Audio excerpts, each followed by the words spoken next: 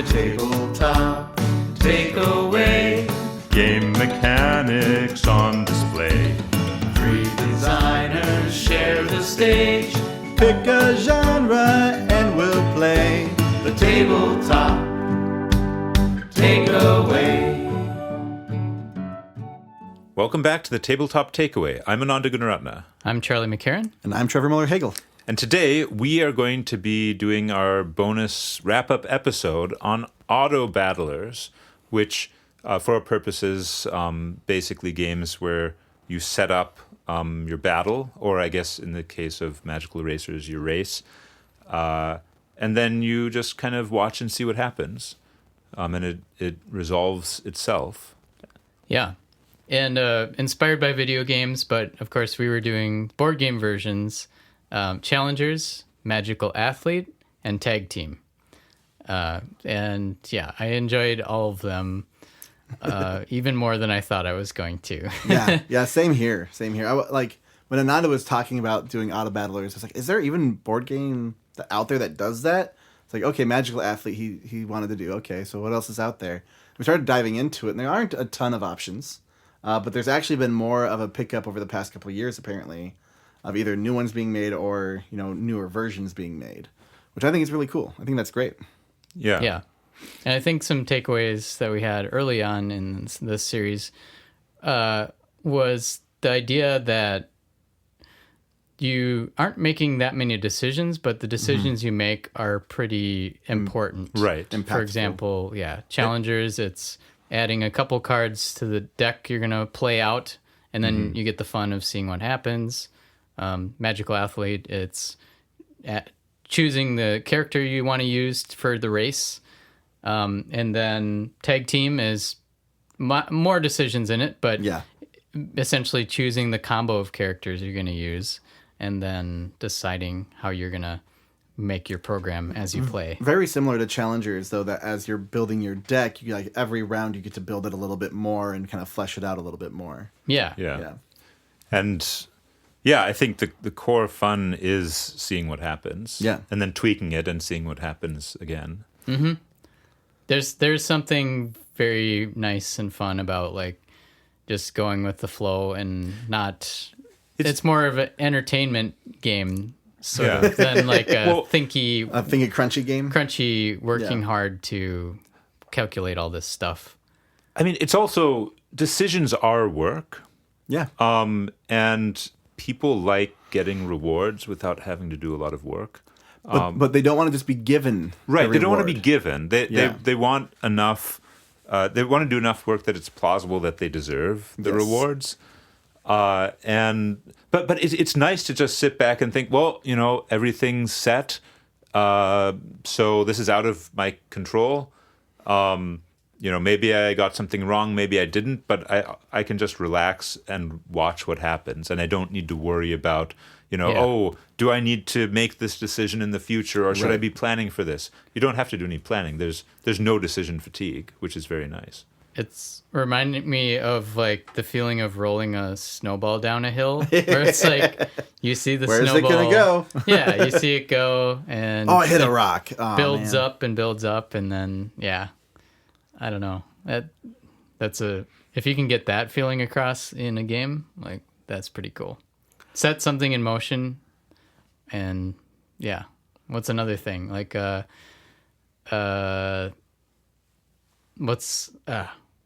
What's the machine where a Rube Goldberg machine or something where you start a thing and it causes other things to happen that can be either more or less momentum. Yep. Yeah. It's really interesting. Yeah, and I guess one thing we talked about a little bit is video game Autobattlers versus board game Autobattlers. Sure. Because I think one really interesting thing is that you might expect that video game Autobattlers would be better because the computer... It handles all the math. Right, it handles all the math, but it's actually completely the reverse. Right. Because in a video game Autobattler, it is much more difficult to get the player to appreciate why things are happening the way they're happening. If you win a battle, you may not be entirely sure why you won that battle because the computer resolved everything. Right. Whereas in a board game, you are resolving every step, And so you have much more insight into what is or isn't working well about your setup, Right. which Yeah. lets you adjust things. So I think this is one area where board games have a huge advantage over video games. The clarity of the feedback is very clear. Yes. Or at least a lot clearer. Yes, because of the player involvement in resolving it. Yeah. Yeah, this series I feel like ties kind of nicely into our programming game series. Absolutely. Especially like Tag Team obviously felt more programmy. But yeah, games like Mechs versus Minions Sure. I don't know, River Dragons is another programming one that feels like that, where you're setting up and hoping this program will work. Yeah, that's kind of a cool... So, what do you guys think in terms of auto battlers? Would you rather have the deck be randomized each time, or do you like the programming aspect more? I mean, I think it depends on Or the is game it all depend on setup. the game setup? The ordered deck worked really well for Tag Team, It really did, yeah. but the random deck works really well for Challengers. Yeah, and I think the cards for challengers are a lot simpler, right? And so like you can kind of have more of a chaos element in there. Yeah. Where you can kind of, oh yeah, I know what this card does, I get this effect. Well, the thing is, in Challengers, the order in which the card comes out matters a lot. Yeah. So the order of your deck matters without caring at all about what your opponent's doing. Right. Whereas in Tag Team, the order of your deck matters because of what your opponent is doing. Because you are trying to order things so that... It's part of the strategy. Right, yeah. Yeah, directly. Tag Team is very interactive. So having the deck maintain its order, I think, works very well with that. Yeah. Because you are trying to manipulate the order to line things up just right. Whereas in Challengers, the decks are not really that interactive because Sure, you're yeah. switching opponents every round. Yep. So you can't build against a specific opponent. Right. And honestly, like the characters are, a lot of them are just, they have this score, the strength score in challengers. Yeah. Like it doesn't actually create like a puzzle for you to solve. You are trying to beat the puzzle. Right. So how do I beat it in the most probable way possible? Yeah, Challengers is more about building a machine, Yeah. Whereas Tag Team is more about reacting to what your opponent is doing. Right. So I think they have very different needs as far as ordering. So if you were to make an auto battler, That's what I was going to ask. Good question. Well, I have made a couple of games, I suppose, that are kind of auto battlers. Actually, I started work on one recently. But the one a while ago that I was trying to make, it was called Kluge. Yeah. And Tag Team reminded me a bit of it. Because the idea in Kluge is you have robots, and the robots have programs. And every turn you have to execute one of these programs, but you can also add an instruction to it. But that instruction will be there forever. So, interesting. so as the game goes on, the programs get more and more elaborate, and you have to work around any quirks about them. Okay. And my new game is more of a spaceship fighting game. And one thing I've run into on both of them is I think it is actually quite difficult to make a good auto battler in 2 dimensions in a board game. Say more about that. So when you have an auto battler in 1 dimension, for example, Magical Athlete, where you're going towards a specific goal, any move forward is plausibly a move towards that goal. Right. Even though you don't need to make any changes because it's just, okay, you always want to go forward. Oh, I right? went forward. Good. Right. Yeah. But in a 2-dimensional game, going forward is not always good. Right. Going left or right is not always good.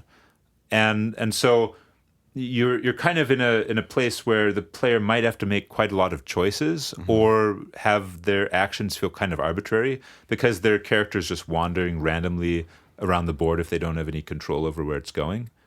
That's like Mechs versus Minions. Yes. Because players do make choice on which direction they're going to turn Which they sometimes. facing direction. But you're still going through the program, but yeah.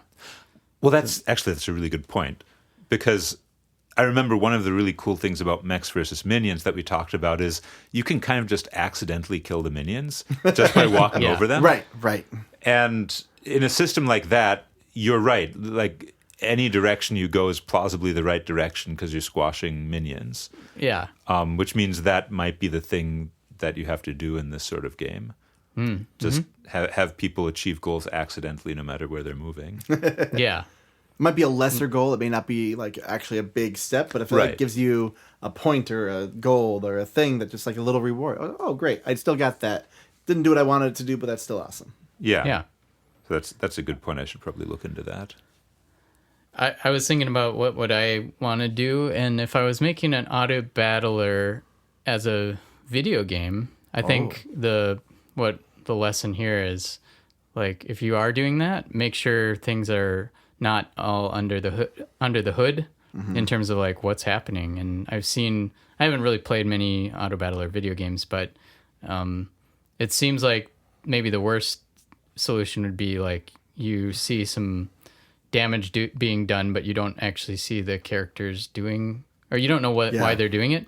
You don't know why this big combo just happened, but it was a really big combo and it's awesome. And if you knew all the rules, you'd understand. Yeah. But not telling you. Yeah.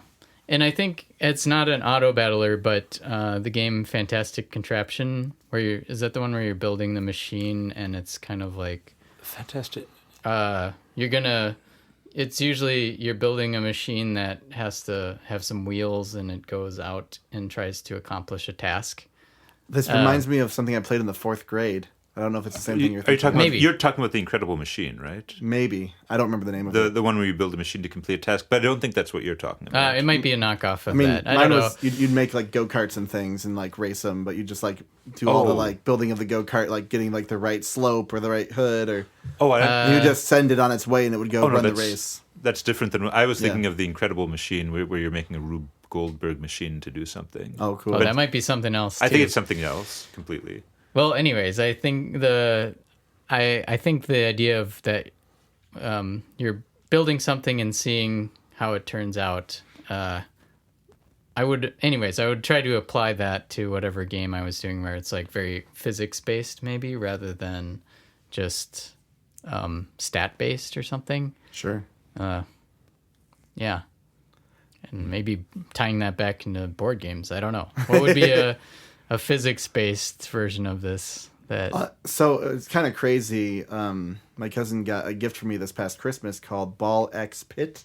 Oh, I've played that. And it's not necessarily an auto battler per se. You basically have, those ball shooter games where you shoot it out and it gets stuck somewhere, and then you combine that with the break the block, Breakout. break the brick, breakout. Breakout. Yeah, and so you have both of these concepts where these balls are going out and hitting enemies and doing stuff, and they all can be upgraded in different ways and do like different types of damage or mass damage, or you have all this stuff going on, and then you have these little ones too. And after they start hitting things enough times, they start going faster and faster, and you just know that things are getting damaged. But it's really hard to track what is dealing the damage. Yeah. What is the most helpful thing you have out there. And it's a very good like physical representation of kind of this idea. And you can actually just hit it on repeat. So as soon as you get the balls back, you just shoot them out again, or you could have it controlled by a trigger, basically. But yeah, I'm picturing a little like pinball where because that makes me think of pinball that kind of applies, where it's like do one thing, hit the ball with your paddle, and then suddenly it goes up and it does like except all you these... shoot the ball out of your character. Oh, okay. Mm-hmm. Yeah, so there's not like a side thing. It's not like you're actually moving through a zone, and you're trying to hit these enemies. And you can turn and hit things in different directions, and sometimes you can get benefits for hitting things from the sides. Like there's just a lot of stuff going on, doing critical hits, etc., etc. Yeah, I think it's very based on physics intuition. Yeah. Because like you see how they're bouncing and you can make slight adjustments. Yeah, so you just got it so it go bounce back and forth really fast between two things. Yeah, and they're like, you do ooh. like tons of damage instantly. Oh yeah, that worked. I need to keep doing Or that. make it hit the back wall first and then hit all the things behind them. Yeah. All that classic stuff. But what would you do? For designing? Well, my original idea was to look at converting my Archmagus world into this kind of game just to give me like some practice on it. I made a quick little prototype last month. Didn't run really at all. Didn't quite work. What happened? Well, things happened, but I think I had too many either choices or too many different things that could happen. It was too dimensional. Mm-hmm. Like not number two. There were too many dimensions, and so it wasn't actually an auto battler. And so I was too like kind of crazy about it. But I've been thinking, instead of adding it to my Heroes game, which I was going to actually take some from our last series or a few series ago, I got some inspiration. I was going to start redoing that. But now knowing this, like being able to do quick 5-minute combats, like I really want to have something like that. And this would be a great way to resolve that. And having fewer cards that are smashed up things, I really love that idea from Tag Team. So I might try and implement that a little bit into my Heroes game and see what happens with that. Cool. But yeah, I love the idea of still making co-ops because I love making co-ops.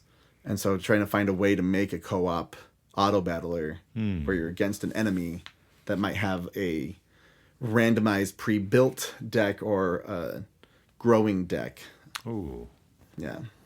So that's kind of a neat idea. I can imagine sort of a time loop thing. Yeah, yeah. Where you're, you're trying to defeat the same enemy and you keep losing, and then you go back and you change. Oh yeah, very much like a. Yeah. Co-op auto battler. Yeah, You just co-op auto keep battler. changing your strategy, and as you go, you can Very roguelike-esque. reveal more and more of the enemy's strategy.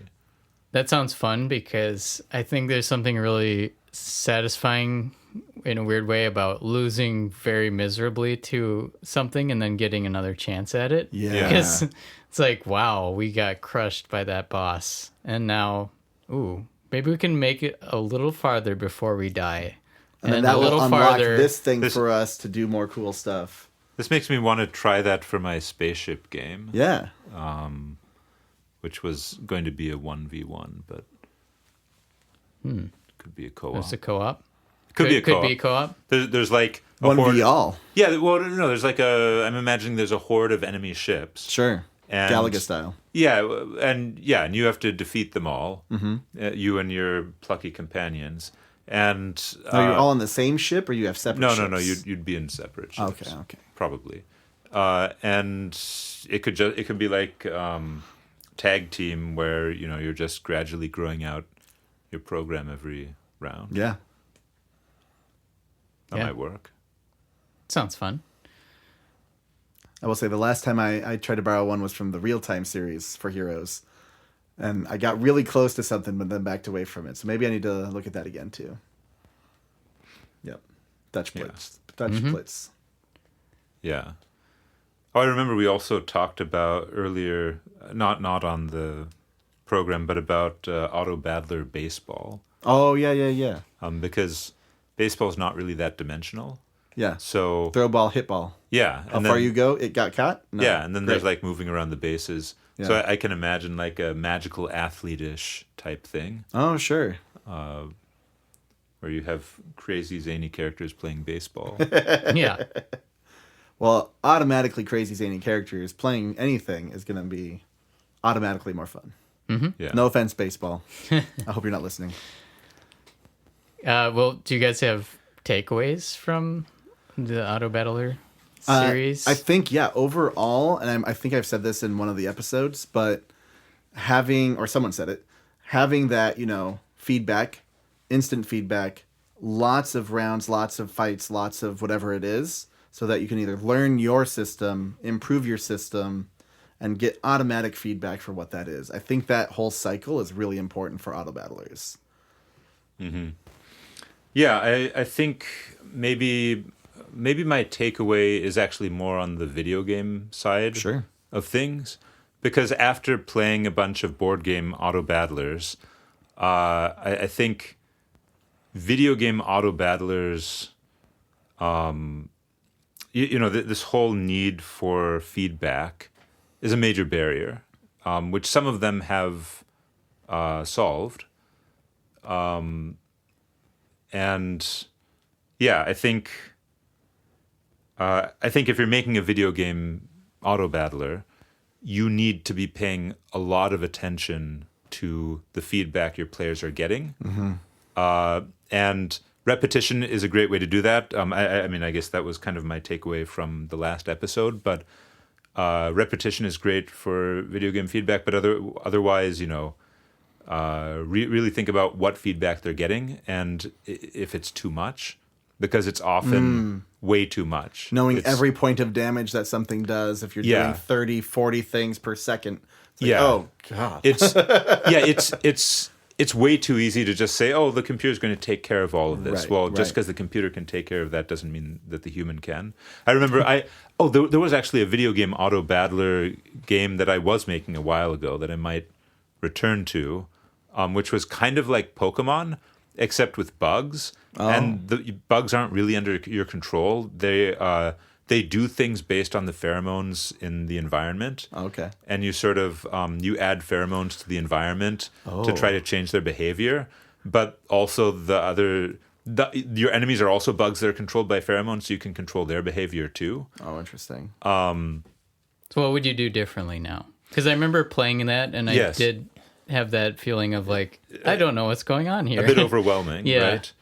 I think maybe, first of all, reducing it to one bug v one bug is probably a good idea, because I had teams of bugs bug fighting teams. each other. And that's Tag bugs. That's too much feedback, certainly. Repetition-wise, I'm not sure what to do with repetition to make that easier. But certainly requiring the player to add pheromones each turn. Oh, you know what it was? I had it. I think I had it going in real time with like a turn thing ticking down, and then when it gets to 0, they attack. And now I think maybe that was the wrong way to do it entirely, because then there's too much information you have to process. Sure. So probably making it turn based would be another thing. Yeah. Oh, well, I hope you do that. I want to try it again. I think my takeaway, I'm going to partially steal from Ananda's magical athlete takeaway, which I think you made a really good point there that bears repeating. The idea that it's not so much that you need to constantly have decisions for a game to be fun. It's that the decisions you make should be impactful and create an emotional investment. Oh, yeah. Like, Yep. make you feel like, I made this decision. Now I can't wait to see how it plays out. And I think tapping into the feeling that we all want to be little scientists when we're playing our games, and think in that sense, like let people make a hypothesis and test it in the game, and so they can feel creative, for one, about like what's my theory that adding this card here might change how this whole thing plays out, and then play it out. And just so I think I'm gonna try to take that with me, of maybe the decision to seeing how things play out ratio, maybe fewer decisions and more seeing how it plays out in a satisfying way, I think could be applied to a lot of games. Oh, yeah. Because, sometimes you play prototypes. I've said it before. Sometimes I play prototypes and it feels like, man, I was doing a lot of work. Like, every action I do gets me one thing. The juice to squeeze ratio wasn't quite right. Yes, the juice to squeeze ratio. That's a succinct way to say it. Yep. Perfect. Cool. Well, on that note, great series, guys. Hope you get to try some of these games we talked about. And if you have other Autobattler games, since we really couldn't find that many of them, Yeah. please share them in our Discord. Or We know they're out there. yeah, but They yeah, gotta be. yep. So anything else? Or I think we can wrap that series up. Put a bow on it. Yeah. Thanks for listening. Hey, thanks for listening to The Tabletop Takeaway. This podcast is made possible by listeners like you. So please tell your friends and visit our website at thetabletoptakeaway.com, where you can suggest games and mechanics for us to cover next on the show.